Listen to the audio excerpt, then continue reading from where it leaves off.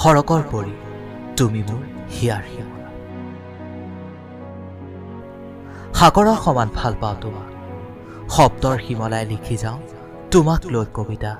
কিন্তু তুমি নাজানা, কিয়নো প্ৰয়োজন বোধ নকৰোঁ তোমাক কোৱাৰ, কাৰণ মই জানো তোমাৰ হিয়াৰ দাপোনৰ আঁৰৰ পৃথিৱীত হয়তো হান কোনোবা। নিবিচাৰোঁ তোমাৰ জীৱন অন্ধকাৰ হওক, সেই ক'লা চিয়াহীৰ অন্ধকাৰ অৰ্থৰ কবিতাৰ শব্দৰ আঁৰত। তোমাক মই নামাতিলেও মই অনুভৱ কৰোঁ তুমি মোক কিবা ক'ব খোজা, কিন্তু মইতো তোমাক ক'বলৈ নিদিওঁ, কিয়নো মই তোমাৰ সুখ বিচাৰোঁ। নিলিখোঁ জানা নীলিম কুমাৰৰ দৰে তেজাল চিয়াহীৰ হিয়াৰ কবিতা, নাগাওঁ জানা জুবিন গাৰ্গৰ দৰে হিয়াও জাৰি হেৰবাহি তোক বৰ ভাল পাওঁ দেহি। হ'লেও ভাল পাওঁ তোমাক, কিন্তু প্ৰেমৰটো সংজ্ঞাই নাজানো মই।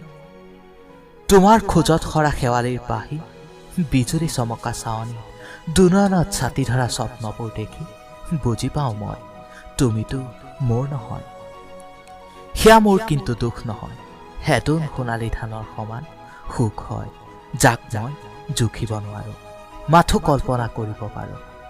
তোমাৰ দুচকুত বুৱতী নৈক মই নিবিচাৰোঁ, সেয়ে তোমাৰ মই ঠিকনা নুসুধো। নেদেখা জনৰ ওচৰতো প্ৰাৰ্থনা মোৰ, স্বাধীন মনেৰে সুখী থাকা তুমি।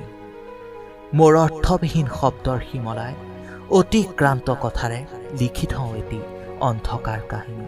সময় পালে পঢ়ি চাবা এটি মোৰ গোপন প্ৰেম কাহিনীৰ দাপোনৰ আঁৰত তোমাৰ ছবি, মোৰ অপকাশ্য এক প্ৰেম কথা তুমি।